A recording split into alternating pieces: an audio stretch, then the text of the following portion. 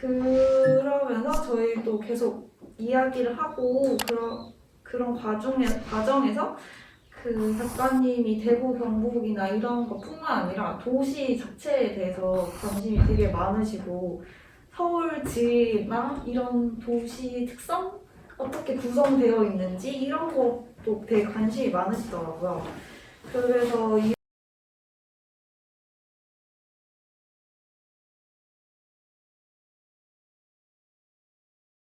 예. 사실 이 얘기를 하려면은 그 TK 지역에 앞서서 그 지역적인 특수성, 그러니까 지리적인 부분을 먼저 이야기를 해야 된다고 생각하거든요. 우리가 지리 시간에 옛날에 어렸을 때 공부할 때 보면은 이제 동고서저 이런 얘기 하잖아요. 우리나라는 동쪽에 산맥들이 크게 있고 서쪽은 좀 평야지대가 좀 있는, 북한까지 포함해서 한반도 전체로 보면 그 백두대간이라고 하는 게 그 개마고원 저쪽 이제 장백산맥부터 시작해서 개마고원 지나서 강원도 지나서 이제 경상도 쪽에 소백산맥에서 이제 전라도랑 경상도 가려는 그 가장 아래쪽 지점까지 산맥이 쫙 흐르는데, 경상도를 구획하는 거는 이제 소백산맥인 거죠. 소백산맥 안으로 이제 경상도인데, 그 때문에 경상도는 이제 다른 지역에 평야가 있었던 이제 전라도, 충청도, 경기도, 서울 포함한 이 황해도까지, 평양 있는 황해도까지 있었던 지역에 경상도는 조금 더 지리적으로 조금 더 고립이 되어 있다고 볼 수 있죠. 그래서 경상도만의 조금 더 강한 문화가 만들어질 수 있었던 게 또 그런 지리적인 특징이 있었다고 생각을 하고, 지역적으로 일단은 다른 지역과 이제 산으로 약간 둘러싸여서 다른 지역에서 출입도 약간 힘들고 자기들이 나가는 것도 힘든 그런 이제 지리적인 특징을 가지고 있었던 것뿐만 아니라, 그 소백산맥 아래에도 산이 되게 많아요. 충청도랑 경기도 같은 경우는 산이 많이 오는데, 호남에는 그래도 산이 조금 있지만 경상도 쪽은 그냥 소백산맥 안쪽으로도 산지가 되게 많아서 그 산지 안에서도 이제 그 사실은 육로를 통해서 소통이 그렇게 크게 원활하지는 못했을 거예요. 그렇기 때문에 이제 낙동강이 되게 중요한 역할을 했던 게, 낙동강이 우리나라에서 사실 가장 큰 강이죠. 한강도 엄청 큰데 한강보다 사실 3km 더 길어요. 낙동강이. 낙동강 줄기를 통해서 낙동강이 본류가 있고 또 지류들이 다 도시를 연결하면서 낙동강과 분지를 중심으로 이제 도시들이 만들어지면서 경상도라는 이제 지역이 발전을 하게 되는 것인데, 그래서 경상도 지역이 두 가지 특징을 가집니다. 첫 번째가 이제 방금 말했던 분지이거나 낙동강 지류 혹은 본류와 만나는 지역, 그런 지역이 있고, 그냥 옛날부터 컸던 지역이 있는데, 전자가 이제 뭐 상주, 대구, 뭐 이제 뭐 부산 뭐 이런 지역들이고, 후자가 경주입니다. 경주는 낙동강이랑 안 만납니다. 근데 그냥 신라 시대에 1000년 동안 수도였기 때문에 엄청나게 컸던 지역이었죠. 그래서 이제 두 가지 특징으로 이제 나뉘는 거고, 그 고려 시대 이후부터는 그 한반도의 수도가 북쪽에 있었기 때문에, 북쪽이 아니라 중부지방에 있었기 때문에, 고려 시대에는 뭐 개성에 있었고 개경에 있었고, 그 조선 시대는 한양에 있었고, 어쨌든 그 중부지방에 1000년 동안 또 수도가 있었기 때문에 경상도 지역이 산이 많아가지고 사람이 살기 힘들 것 같지만은 농사가 생각보다 되게 잘 돼서 인구는 옛날부터 많았어요. 인구는 옛날부터 경상도 지역이 더 많았다고 하더라고요. 다른 지역들보다. 그래서 이쪽에서 나는 이제 쌀이라던가 이런 것들을 이제 그 서울로 올려야 되는데, 그 서울로 올릴 때 낙동강 물줄기를 따라서 이제 올라가는 거죠. 낙동강 물줄기 타고 세금이랑 뭐 이런 거 다 걷어가지고 올라가서 가장 위에 있는 곳이 문경이에요. 문경이 낙동강 물줄기의 끝입니다. 상류 끝에 문경에 가서 문경에 다 모인 다음에 그 문경에서 충주로 옮겨요. 그 이제 소백산맥을 넘어가는 거죠. 그 소백산맥 넘어가는 곳이 문경세제예요. 예. 그래서 문경세제가 유명한 겁니다. 예. 그래서 문경세제를 넘어가서 거기서 충주에서 다시 강으로 배를 띄워서 서울까지 가는 거예요. 그래서 자연스럽게 문경 상주가 경상도에서 가장 큰 도시였던 거죠. 원래 이제 경상도에 가장 이제 패권을 쥐고 있었던 도시들은 경북 북부 지역에 있는 문경, 상주, 영주, 그리고 안동 이런 지역들이 원래 전통적으로 가장 큰 지역들이었던 거죠. TK 지역에서는. 근데 그런데 이제 지금은 사실 이 도시들이 다 되게 많이 거의 빠그라진 수준인데, 왜 빠그라졌을까를 생각해 보면은 이게 일제시대 때 완전히 이제 뒤바뀌게 되는 거죠. 그러니까 일제시대 직전에 이제 1905년에 일본이 자기들이랑 가까운 지역이 부산이니까 부산의 항구를 옛날부터 이미 부산항이 크게 있었고, 그 이제 그 고종 때부터 교류를 시작했기 때문에 부산항을 중심으로 해서 그 물자를 이제 서울까지 이동해야 됐기 때문에 철도를 1905년에 놔버립니다. 그런데 그 소백산맥을 넘어가는 몇 가지 고개들 중에서 가장 낮은 고개가 추풍령이에요. 조선시대 왜 안 썼냐면은 한강을 안 만나거든요. 그쪽으로 가면 육로로 또 올라가야 되기 때문에 문경으로 갔던 건데 가장 낮은 추풍령을 지나는 것으로 경부선을 뚫어버리니까 대구랑 김천을 지나서 이제 대전으로 가게 된 거죠. 그러면서 물자의 흐름이 완전히 뒤바뀌게 되면서 경북 북부 지역이 완전히 쇠퇴하게 되고 그때 대구가 이제 그 경북 지역의 중심지로 떠오르게 된 겁니다. 그리고 동시에 이제 박정희 정권 대선이 이제 그 경부선에 맞춰서 경부고속도로를 뚫어버리죠. 완전히 이제 바뀌게 되는 거죠.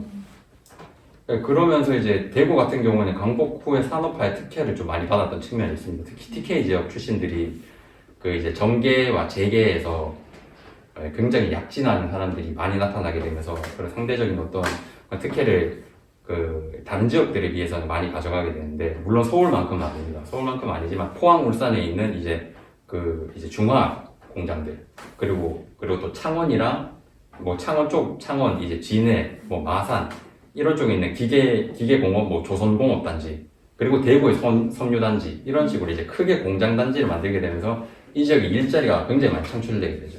사실 이제 전라도 같은 경우는 이제 변변한 공장이 못 들어왔기 때문에 경상도 인구가 전라도를 완전히 역전해 버리면서 원래 경상도 인구랑 전라도 인구가 비슷했거든요. 일제시대까지만 해도. 그러다가 이제 80년대 넘어가면서 이제 중국, 인도 이런 나라들이 급부상하면서 이제 경공업이 완전히 무너져요. 그래서 이제 중화학이랑 기계공업 같은 경우에는 우리나라가 계속 이제 지금까지도 잘 살아있지만은 경공업이 완전히 망가지면서 대구의 섬유 산업이 완전히 망가져버려요. 대구 같은 경우에 이제 원래 제1모직이 침산동 너머로 해가지고 원래 제1 산업단지로 해서 엄청나게 크게 있었는데 대구의 북편으로 지금은 없어졌죠. 아예. 그 제1모직이 이제 섬유단지의 황폐화의 거의 상징과도 같은 그런 것이 되어버렸고 그러다 보니까 이제 그 대구 지역 같은 경우에는 이미 80년대부터 위기들이 있었고 그리고 90년대 들어서부터는 이제 섬유 산업들이 완전히 망하는 데다가 90년대 이제 그 3당 합당을 해버리면서 이제 김영삼이라는 이제 영남 지역을 대표하는 민주화 세력이 보수에 합류하게 되면서 지역 자체도 완전히 보수로 넘어가게 돼버리는 그런 결정적인 계기들이 이제 90년대 다 일어나 버립니다. 그와 별개로 또 80년대 초반부터는 대구로 이제 인구가 이제 경북 지역에 있는 인구를 대구가 완전히 다 끌어당기거든요. 사실 경북 북부 지역이 해방 직후에는 그래도 인구가 좀 있었어요. 대구가 80만 명이고 의성이 20만, 예천 16만, 안동이 25만 뭐 이제 이런데 여기가 완전히 북부에 있는 지역의 인구를 대구가 완전히 흡수해버리면서 이제 대구에 이제 인구가 집중이 되니까 구시가지가 아닌 이제 신시가지들 위주로 개발을 하게 되는 것이죠. 그때 만들어졌던 신시가지가 성서 그리고 시지, 성서, 시지, 지산건물 그리고 또 칠보 그리고 상인 이렇게 5개가 이제 그 80년대에 시작했던 이제 80년대 초반부터 계획해가지고 한 90년대 때 마무리되었던 이제 그런 신시가지들이 만들어지면서 나름대로 대구 안에서는 정리정돈을 해가면서 계획성 있게 만들어진 도시가 이제 대구인 것이죠.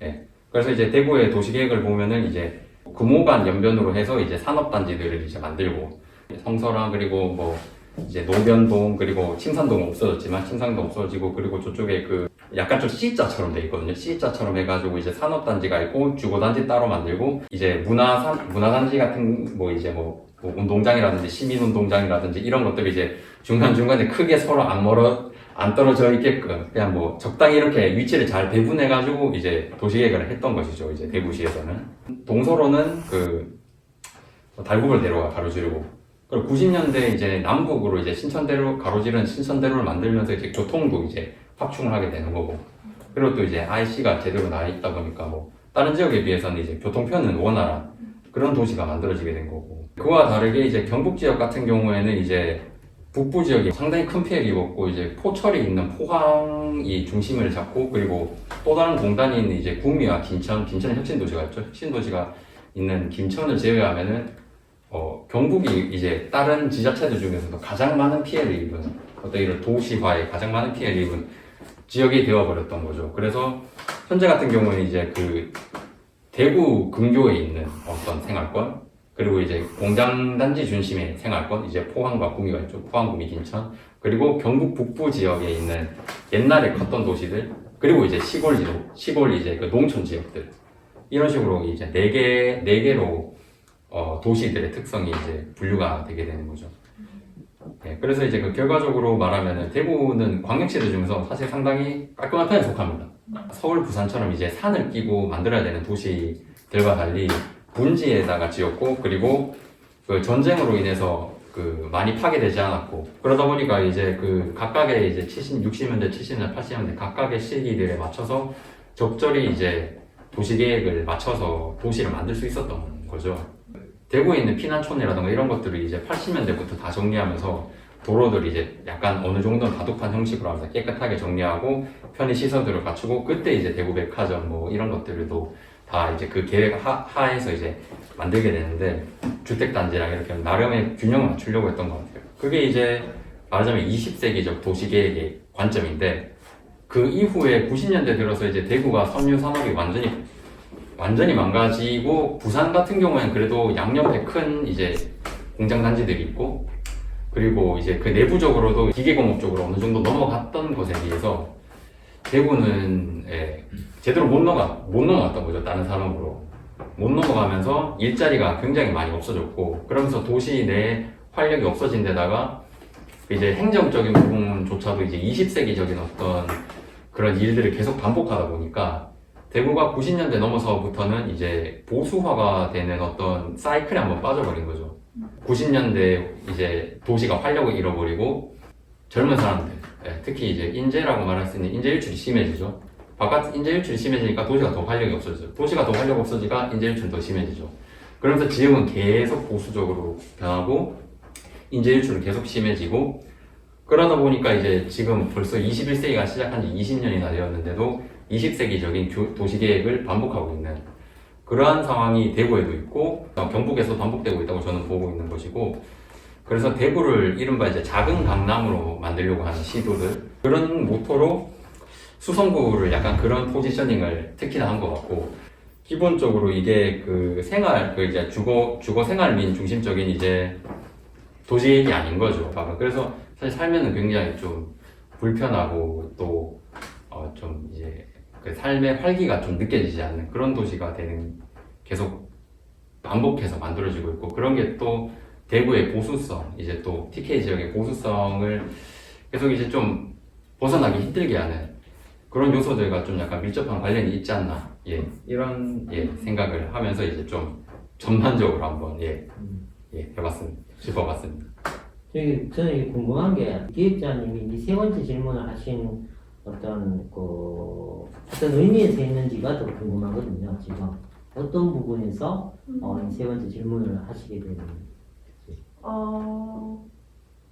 근데 저는 작가님이 마지막에 말씀해주신 맥락이랑 비슷한 것 같은데, 저도 경산에서 나고 자라서 느끼는 지역만의 특성들, 사람들을 만나면서의 그 개인적인 서사들만 알고 있고 역사적인 거나 도시학적 관점에서는 알지 못하기 때문에 작가님이 맨날 만나실 때마다 그런 지형적인 거나 그런 거를 분석을 많이 하셨는데, 그게 약간 서울 위주로 얘기를 많이 했던 것 같고, 대구 경북은 은근히 이야기를 해보지 않은 것 같아서 어쨌든 분지라는 지형적 요소도 요인이 있다고 생각하기도 하고, 작가님이 생각하시는 그런 도시학적 관점을 좀 얘기해 주시면 좀 좋을 것 같아서 부탁드렸습니다.